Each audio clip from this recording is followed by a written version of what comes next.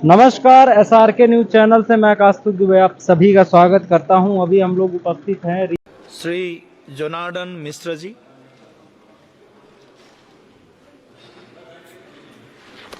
धन्यवाद सभापति महोदय। आपने मुझे मत्स्य और पशुपालन विभाग के अनुदान मांगों पर चर्चा करने के लिए अवसर दिया। सबसे पहले तो मैं प्रधानमंत्री मोदी जी को धन्यवाद देना चाहूँगा कि उन्होंने इस बात को भली बात समझा कि अगर किसान की आमदनी को दुगना करना है, किसान की समृद्धि को बढ़ाना है, तो अनाज उत्पादन के अलावा पशुधन और मत्स्य पालन के क्षेत्र में हमको आगे बढ़ना होगा। और इसीलिए 2019 में उन्होंने इस मंत्रालय का मत्स्य पालन, पशुपालन और डेयरी मंत्रालय का गठन किया और उसके बाद से मत्स्य पालन और डेयरी उत्पादन के क्षेत्र में महत्वपूर्ण कदम उठाए गए। आज जो लोग किसानों की बात करते हैं, मैं उनसे एक सवाल पूछना चाहूंगा महोदय आपके माध्यम से।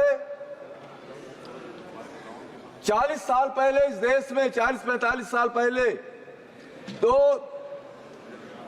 बहुत महत्वपूर्ण घटनाएं घटी।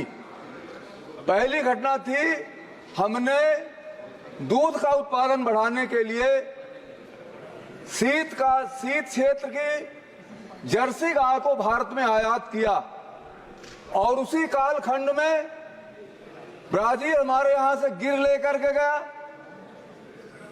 इजराइल साहिवाल लेकर के गया और उसने नस्ल सुधार करके गिर को 40 लीटर तक ले गए। उसने नस्ल संवर्धन करके आज ब्राजील में गिर गाय के दूध का उत्पादन 40 लीटर से 60 लीटर तक है। साहिवाल गाय के दूध का उत्पादन इजराइल में 40 लीटर के आसपास है। लेकिन हमने अपने देसी नस्लों का संवर्धन नहीं किया। पता नहीं किन कारणों से, किन गिरोहों के दबाव में आकर के हमने जर्सी गायों का आयात किया।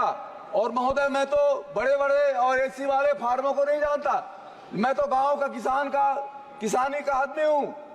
हमारे यहाँ 20 वर्ष पहले हर घर में एक जर्सी गाय दिखती थी। आज जर्सी गाय का किसान के खूंटे में नाश हो गया, सर्वनाश हो गया कि जर्सी गाय नहीं।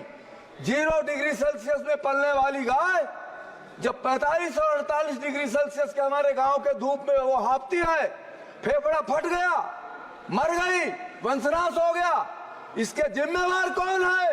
ये कांग्रेस की लोग, जिन सरकारों ने जर्सी का आयात किया, उन लोगों का ये दोष है। उन लोगों ने इन जर्सी नस्ल को ले आकर के हिंदुस्तान में और गौवंश का नाश किया और हमारे यहाँ के गौवंश को निराश्रित छोड़ दिया गया।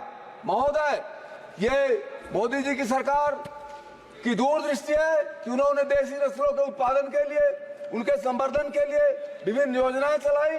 और आज मैं विश्वास के साथ कह सकता हूं कि ये गोकुल मिशन हो, चाहे कामधेनु मिशन हो, या डेयरी प्रसंस्करण के मामले हो, डीएनए आधारित जेनेटिक चयन का मामला हो, या राष्ट्रव्यापी कृत्रिम गर्भाधान हो, IVPM प्रौद्योगिकी को बढ़ावा देने का मामला हो, लिंग चयनित वीर्य उत्पादन का मामला हो, या चाहे पशु की पहचान और पता लगाने का मामला हो, वंश परीक्षण और नस्ल चयन का मामला हो, राष्ट्रीय डिजिटल पशुधन मिशन के माध्यम से पशुओं की गुणवत्ता सुधारने का मामला हो, नस्ल के गुणन फार्म का मामला हो, इन तमाम सारी नीतियों का संचालन करके देसी नस्लों को, दुधारू पशुओं के संवर्धन को बढ़ावा देने का काम किया गया है। ये लक्ष्य निर्धारित किया गया है कि जो पशु दूध का, जो 6 महीने 7 महीने में उनके दूध की उत्पादकता 400 लीटर 300 लीटर होती है,